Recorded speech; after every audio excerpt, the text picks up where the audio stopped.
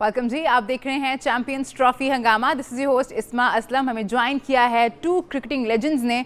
हमारे साथ स्टूडियो में मौजूद हैं इंजमामुल हक और हमें स्काइप से वी आर लिंक ज्वाइन करेंगे सकलैन मुश्ताक। हमें बात करनी है आज ग्रुप बी का जो पहला मैच खेला गया नेशनल स्टेडियम कराची में, south Africa versus Afghanistan. South Africa ने ये मैच कन्विंसिंगली जीता है, 107 रन से ये मैच जीता है। बहुत खुश होगी साउथ अफ्रीका की टीम क्योंकि उन्होंने इस चैंपियंस ट्रॉफी में आगाज़ बहुत ही अच्छा किया है। इस तरह का आगाज़ ही चाह रहे होंगे क्योंकि आगे जो मैचेस हैं उनके वो स्ट्रॉन्ग ओपोनेंट होने वाले हैं। ऑस्ट्रेलिया के साथ उनको मैच खेलना है, फिर उनको इंग्लैंड के साथ मैच खेलना है। तो आज के मैच पे बात करेंगे हम। इंजी भाई, काफ़ी कन्विंसिंग विन मिली है, ऐसी ही जीत चाह रहे होंगे साउथ अफ्रीका?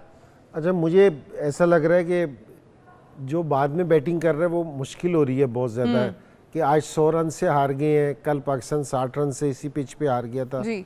और पहली इनिंग्स में स्कोर सेंचुरियों पे सेंचुरियाँ बन रही हैं। आज भी अगर साउथ अफ्रीका की तरफ से देखा जाए 100 हुआ है, 3 50 हुए हैं, उधर न्यूजीलैंड की तरफ से 200 हुए थे जी।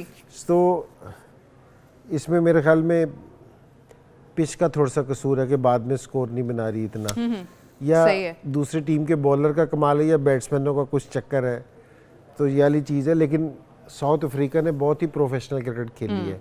हम है ना अफगानिस्तान से ना इससे बेहतर तवक्को कर रहे थे। जीत का तो नहीं कर रहे थे कि ये हरा भी सकते थे, कोई ऐसी नहीं बात, लेकिन हम इनसे ना बेहतर की तवक्को कर रहे थे और स्पेशली इनकी बॉलिंग से, क्योंकि जी इनके बॉलर्स है ना उनको डैमेज करेंगे। लेकिन साउथ अफ्रीका को क्रेडिट देना चाहिए कि जो उनका स्पिन अटैक था ना। अच्छा, एक आज फिर एक चीज़ है ना अफगानिस्तान की देखने में आई, अगर आप इनका टीम देखें ना जी, 9 नंबर तक इन्होंने ऑलराउंडर्स खिला रखे हैं। फास्ट बॉलर्स में ना सिर्फ एक फारूकी के अलावा इन्होंने कोई दूसरा फास्ट बॉलर। आप जब तक हमला नहीं करेंगे ना दूसरी टीम में, कि आप अगर ये बचने की कोशिश करेंगे कि हम अपनी बैटिंग को लंबा कर लें, 8वें नंबर तक ले जाए, 9वें नंबर तक ले जाए, तो ये मुश्किल है। क्योंकि ये पिचेस ऐसी हैं जहां पार्टनरशिप लग जाएगी, आपके पास जो मर्जी बॉलिंग हो, फिर आप स्कोर नहीं रोक सकते। ठीक है ना, कि तेज आउटफील्ड है, तेज सारी चीजें। तो ये वाली चीज लग रही है कि दूसरी टीम में जो जीत रही है ना, अगर आप उनको देखें वो प्रॉपर अपने 5 बॉलर्स के साथ खेलती हैं, बेशक वो स्पिनर्स हो या फास्ट बॉलर की शक्ल में हो, वो फिर पूरा हमला करते हैं। और अभी यहाँ जिस तरह अगर इनकी टीम का देखा जाए, अगर इन्होंने ये नबी भी ऑलराउंडर है, गुलबदीन भी ऑलराउंडर है, उमर जई भी ऑलराउंडर है, तो बस राशिद खान भी ऑलराउंडर। वो एक फारूकी बेचारा बच गया था, नूर और फारूकी की जी, वो उनके नाम के सामने नहीं लिखा हुआ था। तो आपको इन पिचेस पे मैच जीतने के लिए स्पेशलिस्ट प्लेयर खिलाने पड़ेंगे, और अगर एक ऑलराउंडर कोई बहुत अच्छा हो तो वो खिलाएं। जो भी टीम याली गलती करेगी मेरे ख्याल में वो आप दूसरी टीम को ना रोक नहीं सकेगी।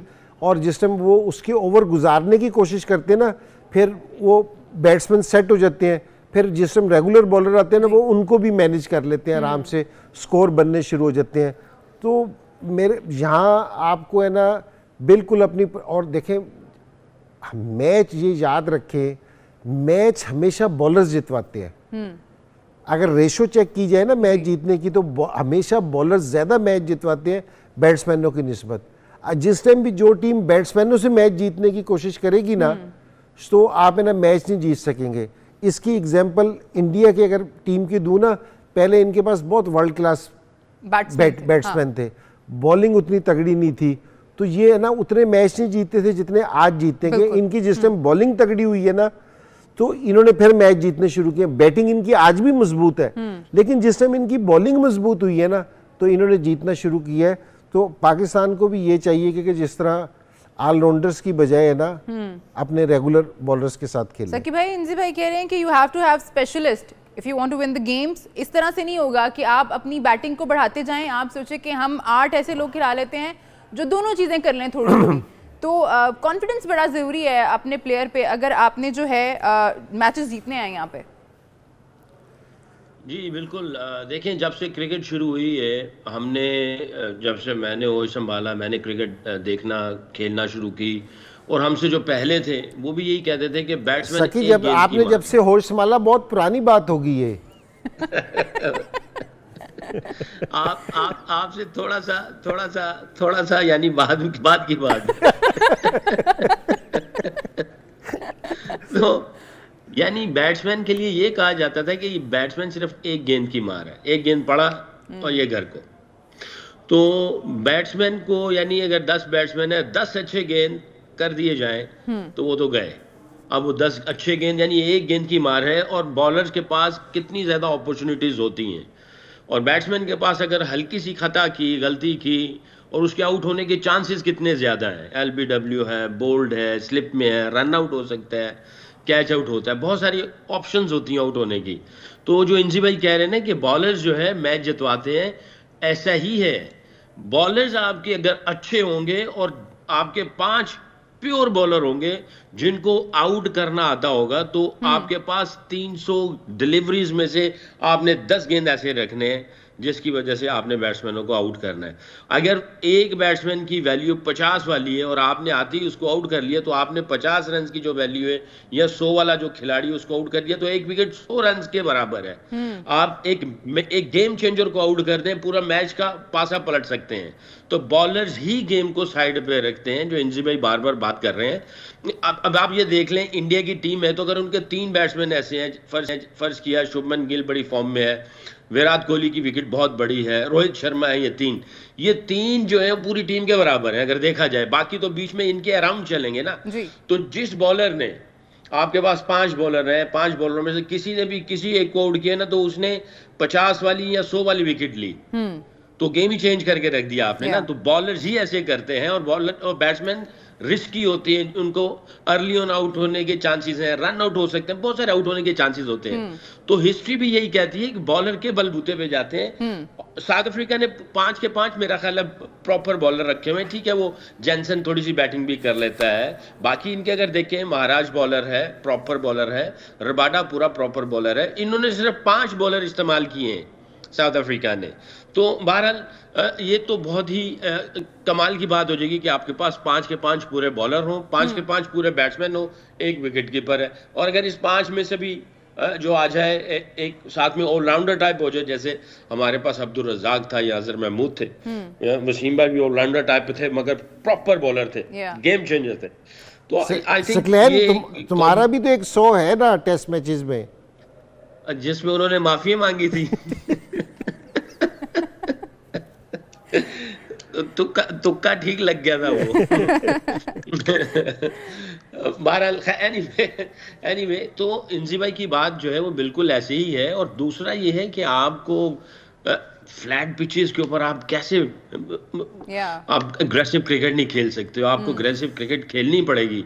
और एक और बात जो इन्होंने इंजी भाई ने कही है कि ये जो विकेट है लगता है बाद में बैट्समैनों को उतना सूट नहीं कर रही है। ये वाकई ऐसे ही है, क्योंकि इसकी हिस्ट्री भी थोड़ी सी ऐसे ही बता रही है। अगर ड्यू ना पड़े तो उल्टा हो जाता है। ठीक है सर, कि भाई हमें कंडीशंस पे बात करनी है, हम इस पे बात करेंगे भी, लेकिन अभी हमें एजाज वसीम बाकरी साहब ने ज्वाइन किया है दुबई से। Ejaz, thank you so much. सबसे पहले तो मैं जानना चाहूंगी कैंप में माहौल कैसा है, आपने क्या नोटिस किया है?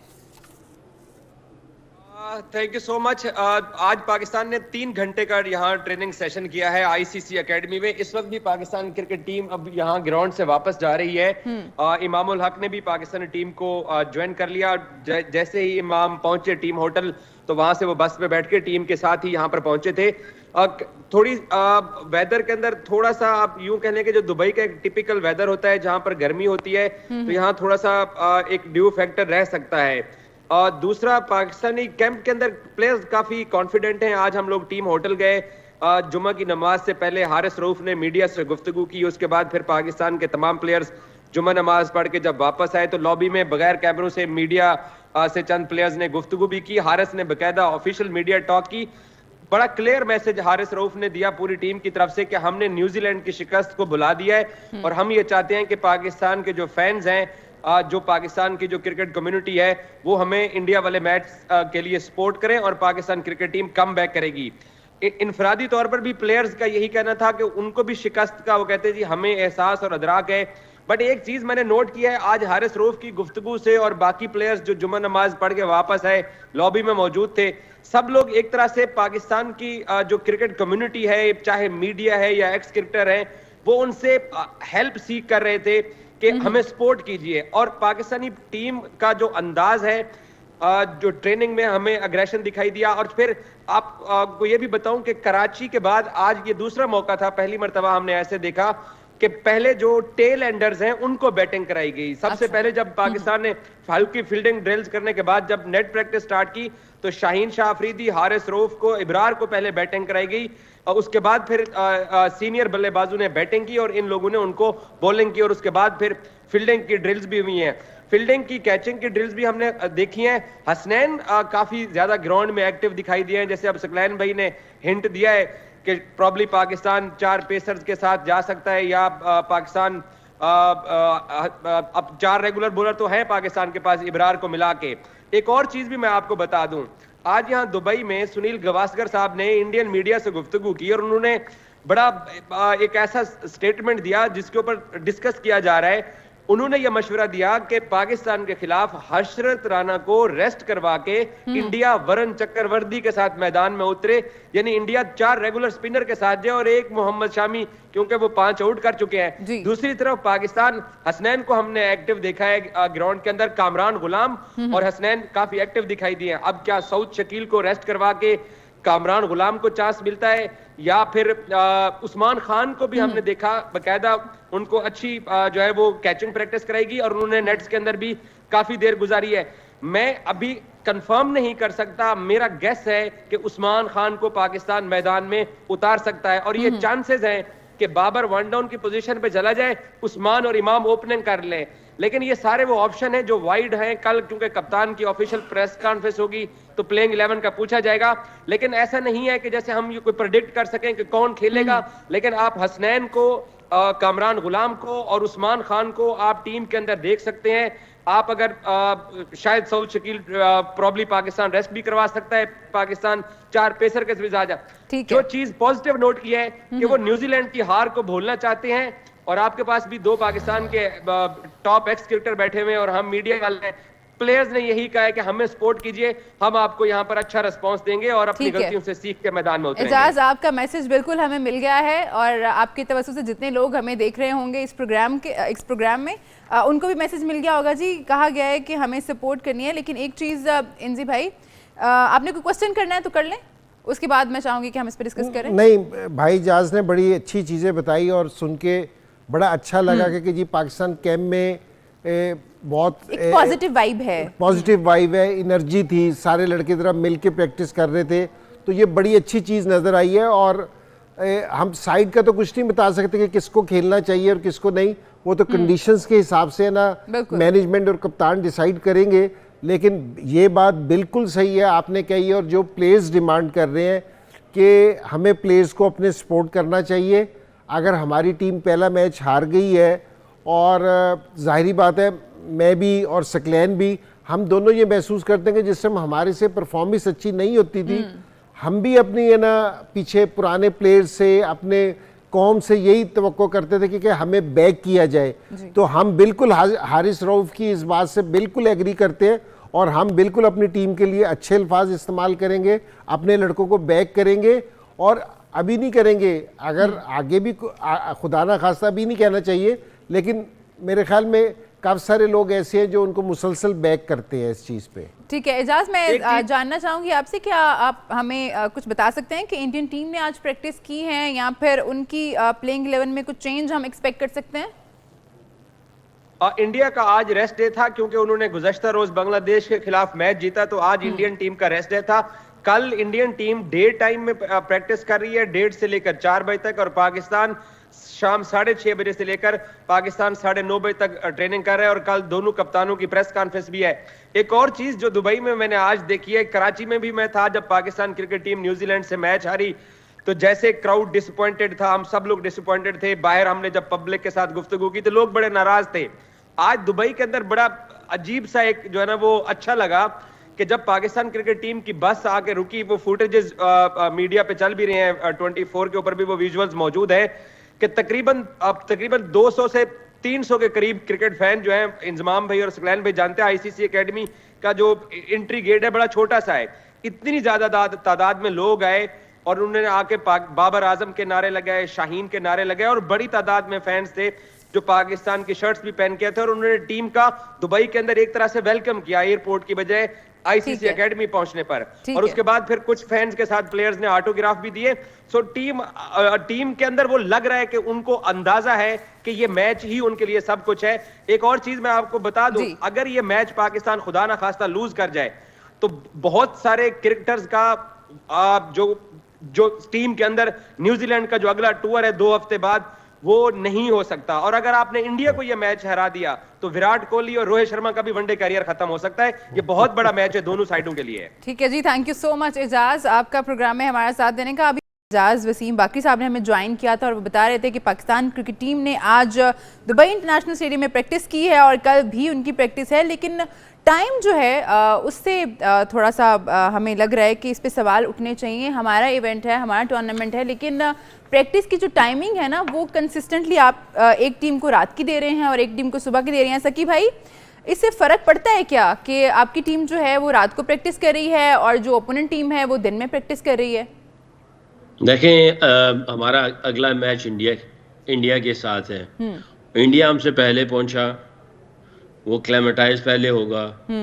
उन्होंने डे में प्रैक्टिस भी की, जो जहाँ तक मुझे खबर मिली उन्होंने आज मेरा ख्याल है डे में प्रैक्टिस की, पाकिस्तान ने नाइट में प्रैक्टिस की। आज कल पाकिस्तान आज नहीं प्रैक्टिस की, उन्होंने रेस्ट किया, रेस्ट किया। हमने नाइट प्रैक्टिस की, कल भी हम नाइट प्रैक्टिस करेंगे। मैच डे नाइट है, हमें डे का हिस्से का जो है ना बैटिंग मिली, ना बॉलिंग मिली, ना फील्डिंग मिली, और हमें नाइट का ही वो सारी चीज़ें चल रही हैं। और इंडिया जो है हमसे पहले गई हुई है और वो जनाब डे भी यूटिलाइज कर रहा है, नाइट भी है। हम लोग सफ़र करके जाएंगे, वो एक जगह में बैठे रहेंगे, वहीं पे खेलेंगे। उनको तो जनाब वो जो है वो सर पे बिठाया हुआ है, उनको इज्जत दी जा रही है। बट आई थिंक ये हमारा टूर्नामेंट है तो हमें इसके फिक्सचर को देखना चाहिए था। बहुत फ़र्क पड़ता है जब आप जा रहे हो और आप, मेरा ख्याल है इस टूर्नामेंट का सबसे बड़ा मैच है ये, पाकिस्तान और इंडिया इस टूर्नामेंट का सबसे बड़ा मैच है। और इस मैच में सबकी तैयारी इक्वल होनी चाहिए और अपॉर्चुनिटी इक्वल देनी चाहिए। और हमें भी देखना चाहिए था, आईसीसी को भी देखना चाहिए था कि पाकिस्तान ठीक है ट्रैवल करके आ रहा है, ये कंडीशन डिफरेंट है, दुबई की कंडीशन डिफरेंट है, तो हमें कम से कम डे में भी प्रैक्टिस मिलती, नाइट में भी प्रैक्टिस मिलती। और जब हम लोग मैच खेलने के लिए जाते हैं तो कम से कम हमें दोनों डे और नाइट की कंडीशंस का हमें कुछ पता होता, हम क्लेमेटाइज हो गए होते। I think this is unfair. और ये पिछली दफ़ा भी ऐसे ही किया था जब 2022 वर्ल्ड कप हुआ था। मैं उस वक्त हेड कोच था, मेलबर्न में पाकिस्तान वर्सेस इंडिया मैच था, हमें इन्होंने नाइट प्रैक्टिस ही नहीं दी, यानी नाइट में बैटिंग ना बॉलिंग कुछ भी नहीं, और हमें सारे डे प्रैक्टिस दिए गए। और उस वक्त मैंने आईसीसी को भी फ़ोन किया, मेरी ठीक ठाक उनके साथ गर्मा गर्मी हुई। मैंने उनको कहा आप इस तरह अनफेयर क्यों कर रहे हैं? कह रहे हैं हमारे पास जो रोटा बनाया हुआ है, जो सिस्टम बनाया हुआ है, उसमें आपकी बारी इस मरतबा नहीं आगे आएगी। और इंडिया को इन्होंने डे में भी प्रैक्टिस दी, नाइट में भी प्रैक्टिस दी। हमें मैच से एक दिन पहले इन्होंने कहा सुबह आप आएंगे, आप बैटिंग और बॉलिंग करेंगे, फिर आप होटल चले जाएंगे, शाम को आएंगे, शाम को आप सिर्फ अंडरलाइट्स फील्डिंग करेंगे और फिर आप वापस चले जाएंगे और अगले दिन मैच खेलेंगे। तो मैंने इनको फिर आईसीसी को कहा, मैंने कहा ये अनफेयर है, हम 2 दफ़ा आए, इंडिया एक ही दफ़ा आए, और वो तब आए जब डे और नाइट दोनों को इस्तेमाल कर लें। और पिछले कई दिनों से ये एक ही जगह में बैठे हुए और हम चल के इधर आए। बहरहाल ये मैंने अपनी रिपोर्ट में भी लिखा, आईसीसी को फ़ोन भी किया, बट आज तक इस तरह की ट्रीटमेंट पाकिस्तान को नहीं मिलती। It's unfair. इक्वल अपॉर्चुनिटी देनी चाहिए हर किसी को।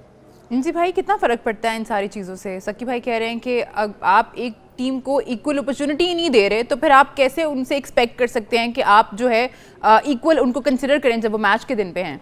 नहीं, बिल्कुल सही है। और देखो ये सारी टीमों का राइट है, अगर बेशक इंडिया भी हो, कि अगर उन्होंने भी 2 दिन अगर प्रैक्टिस करनी है तो उनको भी एक दिन में दें, एक दिन रात को दें। तो ये नहीं है कि जी हम पाकिस्तान की वजह से कह रही है, कोई भी टीम हो ये उसका, क्योंकि आपने मैच दिन की रोशनी में भी खेलना है और लाइटों में भी खेलना है। तो आपको प्रैक्टिस, जो आपने मैच खेलना है, आपने मैच ही की प्रैक्टिस करनी है ना। तो अगर मैच आपका दिन में भी है हाफ मैच, और अगर हाफ मैच लाइटों में है, तो प्रैक्टिस भी दोनों तरफ करनी चाहिए। और मैं इस चीज़ को, दूसरी चीज़ ये करूँ कि ये जिस तरह शेड्यूल बन रहा होता है ना, जिस तरह मैचेस का भी शेड्यूल बन रहा होता है, उस तरह प्रैक्टिस का भी शेड्यूल बन रहा होता है। तो उस टाइम है ना, हमारी जो उनकी मैनेजमेंट है ना, उनको ये वाला रोल अदा करना चाहिए कि हमें है ना फलां टाइम पे इस टाइम है ना हमें प्रैक्टिस सेशन चाहिए।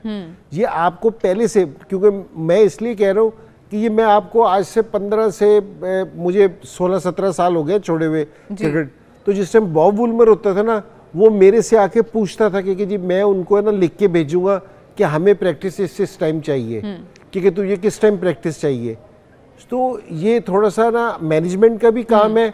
और अगर कोई मैनेजमेंट, जिस तरह सकलैन बता रहे हैं ना कि मैंने उनसे रिक्वेस्ट की थी, तो अगर किसी टीम का कोई हेड कोच या कप्तान या मैनेजमेंट जिस टाइम आईसीसी से रिक्वेस्ट करती है, तो देखो हर जहाँ भी आप प्रैक्टिस करते हो ना, वहाँ 5-6 पिचेस होती हैं। तो अक्सर ये भी हुआ है कि जी 2-2 टीमें भी साथ साथ प्रैक्टिस कर रही होती हैं कि हाफ पिचेस उनको दे देते हैं, हाफ पिचेस उनको दे देते हैं, या 1.5 घंटे के लिए, क्योंकि आपने फील्डिंग सेक्शन भी करना होता है। तो पहले एक टीम से कहते हैं कि आप फील्डिंग सेशन कर लो, बाद में बैटिंग कर लो। ठीक है। तो ये कोई मैनेज किया जा सकता है, कोई ऐसी चीज नहीं है। इक्वल अपॉर्चुनिटी देना बड़ा जरूरी है, अपॉर्चुनिटी देना जरूरी है जब वो आमने सामने आ रही हैं, और स्पेशली जब इतने बड़े गेम में जिसपे आपके। जी बिल्कुल, जैसे इंसी भाई ने कहा और मैंने भी ये कहा कि ये जो टूर्नामेंट होता है, इसका जो है वो प्रैक्टिस सेशंस भी आपको वो पास ऑन करते हैं, इंफॉर्मेशन देते हैं ये सारी। आई थिंक क्योंकि अनफॉर्चुनेटली हमारा ये जो है ना, ये आता है सीधा आपके डायरेक्ट इंटरनेशनल के पास आता है। आई थिंक वो ये जो ईमेल आती है वो फिर वहाँ से मैनेजमेंट की तरफ जाती है। मैनेजमेंट जो है वो फिर हेड कोच के पास आती है, फिर हेड कोच बैठ के इसके ऊपर डिस्कशंस करते हैं कि भाई मैचेस कहाँ पे हैं, उस मैचेस से पहले हमें कौन कौन सी प्रैक्टिस सेशन चाहिए होंगी, उसकी क्या रिक्वायरमेंट होंगी, ताकि हम मैच के लिए अपने आप को प्रिपेयर कर सकें। तो 2022 जो वर्ल्ड कप था, जो ऑस्ट्रेलिया में हुआ, जिसमें मैं हेड कोच था, तो मुझे आप यकीन करें कि जब हम लोग वहाँ पहुँच गए, मेलबर्न में पहुँचे, तो 3 दिन पहले जाके ये सारी इन्फॉर्मेशन मिल रही थी। और मैं सर पकड़ के बैठ गया, मैंने कहा ये हो क्या रहा है, और आईसीसी इतना लेट इन्फॉर्मेशन क्यों दे रही है? अगर दे भी रही है तो हमारी तरफ से क्यों इतनी देर हुई? हमें इसके ऊपर पहले से डिस्कशंस कर लेना चाहिए था। हमें पता होना चाहिए था कि भाई हमारे प्रैक्टिस सेशंस किसके साथ हैं और मैच कहाँ पे हैं, उसमें क्या वो उससे मैच खा रहे हैं, हमारी जो प्रैक्टिस होगी वो मैच से रिलेटेड होगी कि नहीं होगी। अभी भी देख लें, आई डोंट नो कि पिछली सीरीज़ में हमारे मैनेजर साहब कौन थे, इसमें कौन मैनेजर हैं और हेड कोच इंटरम है। तो जैसे हम पहले से बातें करते चले आ रहे हैं ना कि प्रेपरेशन सिर्फ ये नहीं कि खिलाड़ियों की प्रेपरेशन हो रही है, इवन हर ट्रेनिंग सेशन की प्रैक्टिस हो रही है, हर ट्रेनिंग सेशन की प्रिपरेशन हो रही है। आपने हर लिहाज से प्रिपेयर करना है अपने आप को। और यहाँ पे आईसीसी है या कोई और बोर्ड है, ये पाकिस्तान को बहुत हल्का ले जाते हैं, ये बिल्कुल पाकिस्तान को इग्नोर कर देते हैं। मैं बड़े कन्विक्शन के साथ ये बात कर रहा हूँ, और मैं उस वक्त चीखा आईसीसी के साथ भी, उनको मैंने कहा, और मैंने कहा मुझे सारा फिक्सचर बताएं किसकी कहाँ प्रैक्टिस है। मुझे वो फिक्सचर नहीं दिया गया, और उन्होंने कहा जी आगे जाके रोटेट कर दिया जाएगा, क्योंकि हम हर किसी को नाइट प्रैक्टिस नहीं दे सकते, मगर हमें नहीं मिली थी। और ये देख ले, ये हमारा अपना टूर्नामेंट है, और इस टूर्नामेंट में हमें दोनों नाइट दे दिया गया है। अभी देखिए, अभी गवास्कर साहब का, एजाज साहब ने ये कहा जी, गवास्कर साहब ने कहा जी एक और स्पिनर बीच में डाल दो और फास्ट बॉलर को कम कर दो, और उन्होंने बयान दिया है। क्या गवास्कर साहब जो कह रहे हैं, मैं उनकी बहुत इज्जत करता हूँ, कि क्या पिचेस इनके अपने कंट्रोल में है, बीसीसीआई के कंट्रोल में है कि वो पिच ऐसी बना दें कि जिसमें 4 स्पिनर डाल दें और एक उसको निकाल दें? यू नेवर नो, हो सकता है ये ऐसे कर सकें। मुझे मैं से ही कह रहा हूँ कि इनका इतना इन्फ्लुएंस है बीसीसीआई का, ये कर सकते हैं ऐसे, ये और यू नेवर नो, ये 4 स्पिनर बीच में डाल दें। और पिछली दफा जब हम लोग गए थे T20 वर्ल्ड कप खेलने के लिए और एशिया कप खेलने के लिए, इनके 4 फास्ट बॉलर होते थे और 1 स्पिनर होता था जी। तो ये कुछ भी हो सकता है, कुछ भी हो सकता है। You should be prepared for that. Pakistan को they should be prepared for that. कुछ पता नहीं है कि पाकिस्तान के खिलाफ कौन सी स्ट्रिप मिलेगी इनको। अब हम इन सब चीज़ों पे बात कर ही रहे हैं। एनजी भाई, हमने देखा चैंपियंस ट्रॉफी के शुरू होने से पहले भी बहुत से कहना चाहिए कि रोड़े अटकाए गए। अच्छा जी, हमें अपनी शर्ट पे पाकिस्तान नहीं लिखना है। फिर हमने कल देखा कि लोगों का भी इशू आया, उसमें भी पाकिस्तान जो मिसिंग था। उसके बाद बहुत से मसाइल, सिक्योरिटी इशू और बहुत सारी चीज़ों को जो है वजह बना के कहा गया कि इस टूर्नामेंट को शिफ्ट कर देना चाहिए। अब जब फाइनली टूर्नामेंट जो है शुरू हो गया है और बखैर आफियत चल रहा है, सब टीम्स यहाँ पे मौजूद हैं। तो अब एक और चीज़ जो है वो हम देख रहे हैं कि सोशल मीडिया पे इस चीज़ की शायद कैंपेन शुरू कर दी गई है कि क्योंकि स्टेडियम भरे नहीं हुए हैं, इस चीज़ का इल्ज़ाम लगाया जा रहा है कि लोग शायद इंटरेस्टेड नहीं हैं, तो अभी भी जो है आईसीसी इवेंट को अब शिफ्ट कर दें, दुबई प्रॉपर्ली शिफ्ट कर दें, सारे का सारा शिफ्ट कर दें। नहीं, ये असल में ना आईसीसी को ना नोटिस लेना चाहिए कि ये वो असल में कहे तो वो हमारी मोहब्बत में रहे हैं, लेकिन आईसीसी पे इल्ज़ाम आ रहा है। आईसीसी को ये कहना चाहिए, आईसीसी को इस चीज़ का करना चाहिए कि सारे जितने भी ये क्रिकेट कंट्रीज हैं, बोर्ड है, ये सारे आईसीसी के अंडर है, क्योंकि ये आईसीसी से अच्छा, और इसका एक काउंटर नैरेटिव भी है इंजी भाई, ये हमने ट्वीट्स देखी थी, लेकिन आपने जो कल हमने मैच विटनेस किया इंडिया वर्सेस बांग्लादेश, उसमें हमने देखा कि दुबई स्टेडियम भी जो था वो खाली था बिल्कुल। तो काउंटर नैरेटिव एक पाकिस्तान की तरफ से ये भी आया है कि आप जो है, बल्कि इंडिया के भी कुछ फैंस जो हैं जिन्होंने सोशल मीडिया पे ये बात शुरू की है कि फिर तो उल्टा होना चाहिए कि आप दुबई के जो मैचेस हैं वो भी पाकिस्तान में शिफ्ट कर दें, क्योंकि यहाँ पे तो लोग आ रहे हैं। हमने जो मैच विटनेस किया इंडिया वर्सेस बांग्लादेश, उसमें तो लोग आए ही नहीं बिल्कुल। नहीं, देखिए लोग है ना, ये इसको इस तरह देखने नहीं चाहिए कि जी लोग आ रहे हैं या नहीं आ रहे, एक शोर है, एक सारी चीज़ें हुई है कि जी टूर्नामेंट बहुत अच्छा जा रहा है, कि जी लोगों को देखने में आ रहा है कि जी प्लेयर्स एंजॉय कर रहे हैं। तो ये इसी तरह की है ना बातें ना ये होती रहेंगी जब तक टूर्नामेंट चलता रहेगा, कुछ ना कुछ होता चलता रहेगा। तो मेरे ख्याल में इस तरह की बातों पे अपना एनर्जी वेस्ट नहीं करनी चाहिए, अपने कान इस तरफ नहीं लगाने चाहिए। तो मेरे ख्याल में कि जी अगर पाकिस्तान में ये हो रहा है, हम यहाँ पाकिस्तान में मौजूद हैं, और मेरे ख्याल में जिस तरह आप सड़कें देख रहे हैं या जोशो खरोश देख रहे हैं लोगों का कि जो जा रहे हैं, तो वो बड़ा ज़बरदस्त है, ठीक है, और बहुत अच्छा हो रहा है। तो मेरे ख्याल में इस तरह के लोग ये ज़रा थोड़ा सा कहते हैं ना कि जिस टाइम आपके कोई मुखालिफ हो तो आपको ऊंचा उड़ने के लिए करते हैं, तो ये और भी हमारा बेहतर काम होगा। इन चीज़ों पे कान नहीं, हमें इस तरह ज़्यादा ध्यान नहीं देना चाहिए। ठीक है, इंजी भाई ने कहा है कि इन चीज़ों की फिक्र ही नहीं करनी है हमें। सकी भाई, ये चीज़ें तो होती रहेंगी जब तक ये टूर्नामेंट चल रहा है और जब तक हमारी राइवलरी है। फिर राइवलरी का मज़ा ही क्या अगर ये सब चीज़ें ना हो टूर्नामेंट के बीच में, फिर शायद वो जोश जज्बा भी कम पड़ जाता है अगर इस तरह के छोटे छोटे चुटकुले जो है वो ना छोड़े जाएँ दोनों तरफ से। अब मैं चाहूँगी कि हम थोड़ा वापस आ जाएँ जो आज मैच खेला गया, अफगानिस्तान वर्सेज साउथ अफ्रीका। तीसरा मैच था ये इस आईसीसी चैंपियंस ट्रॉफी का, जो कि खेला गया नेशनल स्टेडियम कराची में, और साउथ अफ्रीका ने ये मैच 107 रन से जीता। हम ये बात कर रहे थे, इंजी भाई ने भी ये बात शुरू की थी सकी भाई, कि हम देख रहे हैं कराची में ये हो रहा है कि जो टीम पहले बैटिंग कर रही है उनको शायद हेल्प मिल रही है, बिकॉज अगर आज का हम स्कोर कार्ड भी देखें तो 1 सेंचुरी हमें देखने को मिलती है साउथ अफ्रीकन बैटर की जानिब से, और 3 50s भी हैं। और ऐसा ही हमने विटनेस किया था जब पाकिस्तान वर्सेस न्यूजीलैंड गेम हमने देखी थी, तब भी 2 सेंचुरीज आई थी न्यूजीलैंड की जानिब से। बिल्कुल, आई थिंक पहले जो है बैटिंग करने वाले को काफ़ी आसानी मिल रही है और बड़ा अच्छा गेंद जो है वो बल्ले पे आ भी रहा है। और हालांकि इनका जो स्पिन अटैक है वो बड़ा अच्छा है। राशिद खान जो है वो वर्ल्ड रेनाउंड बॉलर है, बड़ा उसका एक नाम बन चुका है जितनी उसकी परफॉर्मेंसेस चल रही हैं वाइड बॉल के अंदर। और नूर मोहम्मद जो इनका यंग लड़का है उसकी बड़ी अच्छी परफॉर्मेंसेस हैं। बाकी इनकी बॉलिंग अटैक में वो 2 ऊपर वाले जो फरूकी और अजमत, खैर ये जो 2 स्पिनर्स थे इनको बड़े अच्छे तरीके से इन्होंने टैकल किया। आई थिंक पिच अच्छा खेल रही थी, इसमें कोई शक नहीं है। बाद में अगर ड्यू नहीं पड़ती है तो थोड़ा सा मुश्किल हो जाता है, और ये पास में भी ऐसा ही रहा है कि बाद में चेस करने में थोड़ा सा मुश्किल पेश आती है। अंडर लाइट्स में गेंद या थोड़ा सा और ज़्यादा मूव होता है या गेंद थोड़ा सा ज़्यादा ग्रिप कर जाता है, कुछ इस तरह से महसूस हुआ है। ड्यू पड़े तो फिर तो गेम जो है ना वो बिल्कुल ही डिफरेंट हो जाती है। But I think south Africa ने जिस अंदाज से क्रिकेट खेली, उन्होंने एक स्टेटमेंट दी है दूसरी टीमों को भी, और उन्होंने बताया कि भाई हम लोग यहाँ पे बहुत तगड़ी क्रिकेट खेलने के लिए आए हैं, और बड़ी दफ़ा ये राउंड के मैचेस में बहुत आउटस्टैंडिंग किस्म की क्रिकेट खेलते हैं। मेरी वैसे दिल से जो है ना पाकिस्तान के बाद अगर आप मुझसे पूछेंगी, दिल से मेरी दुआ है अगर पाकिस्तान अल्लाह ना करे पाकिस्तान के साथ कुछ 19-20 होता है, तो मेरी दिल से दुआ है कि साउथ अफ्रीका को ये चैंपियंस ट्रॉफी उठानी चाहिए। आई डोंट नो, ये दिल से है मेरे, इनसे दिल से इनके लिए दुआ निकलती है मेरी। अफगानिस्तान वर्सेस साउथ अफ्रीका आज का चैंपियंस ट्रॉफी का तीसरा मैच जो खेला गया नेशनल स्टेडियम कराची में।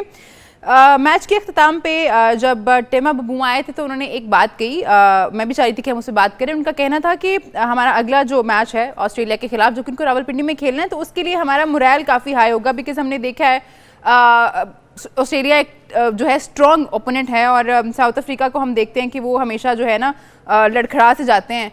पहला तो अच्छा कर जाते हैं ओपोनेंट, आगाज़ अच्छा कर जाते हैं, लेकिन उस तरह से आगे अच्छा नहीं कर पाते हैं। नहीं, सही कहा है कि जो जीती हुई टीम है, अच्छा परफॉर्मेंस किया है, बड़े मार्जिन से जीते हैं, तो जाहिर है कॉन्फिडेंस लेवल हाई होगा। लेकिन अभी वो ठीक है कि कॉन्फिडेंस के साथ दाखिल होंगे, लेकिन असल में देखने कि ऑस्ट्रेलिया किस कॉन्फिडेंस के साथ दाखिल होता है कि एक तो उनकी टीम नहीं है, कल पहला मैच है, कल पहला मैच है, टीम नहीं है जी।